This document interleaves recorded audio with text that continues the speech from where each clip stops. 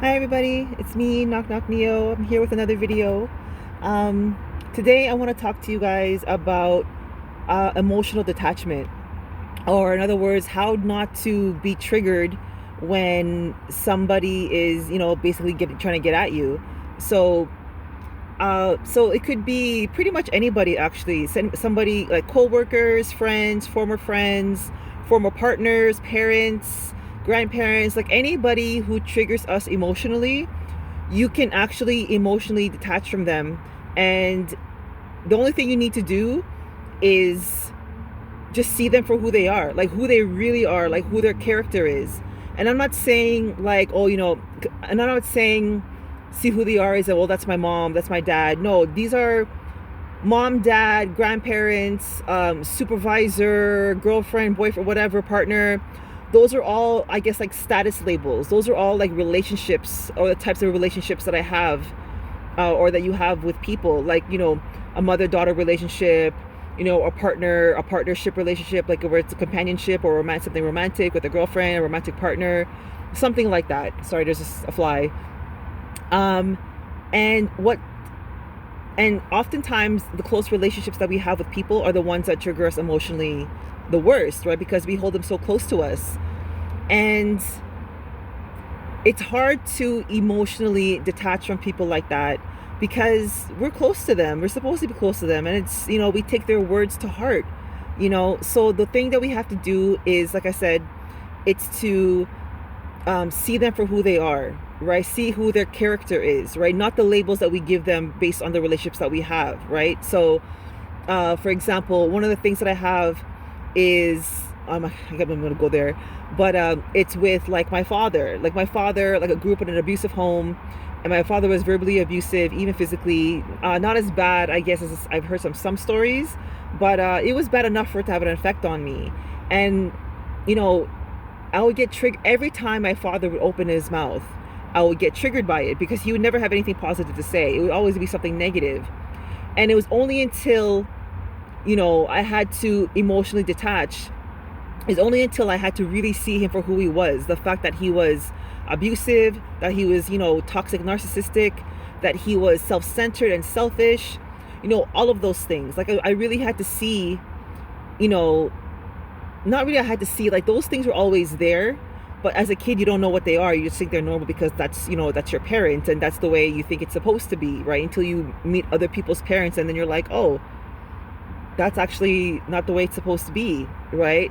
So until I really started seeing my father for who he is, the fact that he's a toxic narcissist, the fact that he's abusive, the fact that he's self-centered, that he's a liar, and all these kinds of things, that's when I started to really emotionally detach. Because every time he opened his mouth to criticize me, I was like, why am I like, why am I even listening to you? Like, do you know who you are? Yeah, you're my dad, but you can still be my father and be a shitty person at the same time, right?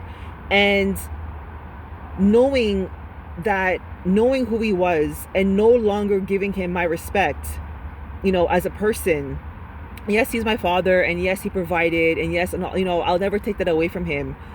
But his words, his criticisms, and all the kind of stuff that emotionally got to me doesn't get to me anymore, because now I'm like, who is this guy? Like, this guy, he's selfish and self-centered, and everything that he has to say is based on his selfishness, his self-centeredness. So why am I even listening? You know what I mean? And that is sort of the stance that we have to take on pretty much every like emotional relationship that we ever have, that we need to detach from, right? So let's say you have like a romantic partner, like a toxic romantic partner that you're trying to emotionally detach from, and they trigger you. Like the sound of like their ringtone just like sets you off, and you just want to like, you know what I mean? So see them for who they really are. They're not like your partner, or yes, they're your partner, or maybe they're your ex-partner and whatever. It's just, you have to see them, but your ex-partner or your partner is abusive, or they're selfish, or they are, they lack accountability or responsibility, or they lack respect for you and for themselves. So you have to really see the character and the character traits for you to determine whether or not you give that character and their traits any of your respect. because that's sort of the thing that really holds us back, or the thing that really emotionally attaches us. I think is it's the respect. So like when we're kids, oh, this is grandparents, this is mom and dad. When we get older, we start, we go to school, this is a teacher, principal.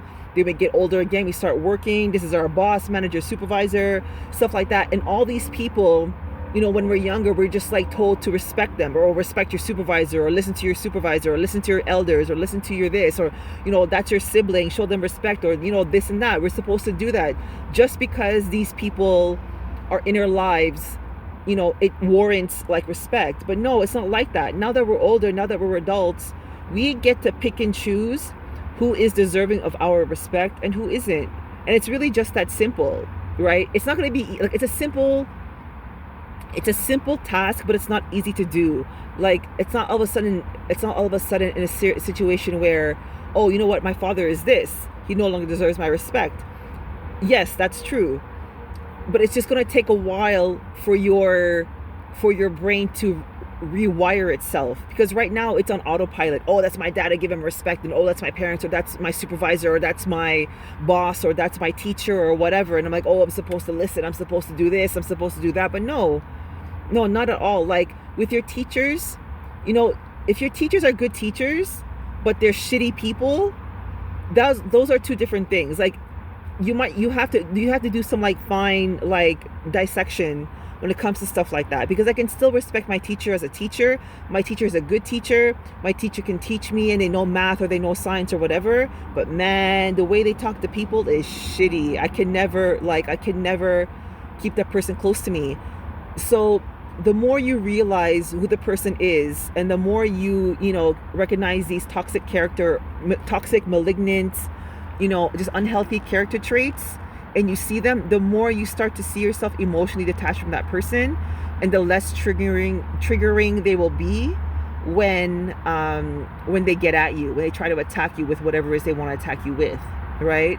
It's going to be a process. I'm not going to lie. It's going to be a process. It took me years to get over, to like emotionally, detach myself from like my dad, because that was like my biggest obstacle.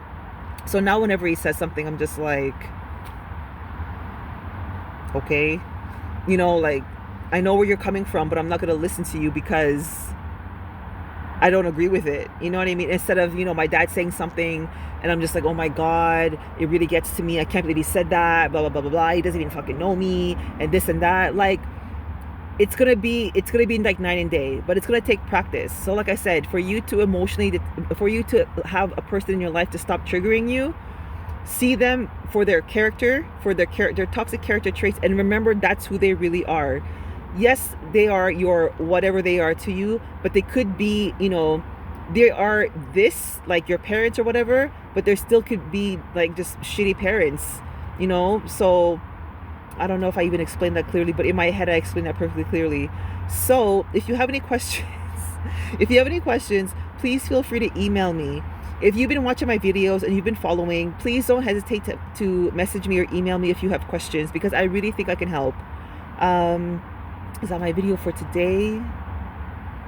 Yeah, I think that's it. Okay, well, thanks for listening. I really hope this helps somebody. And yeah, hit me up if you have questions. Take care. Bye.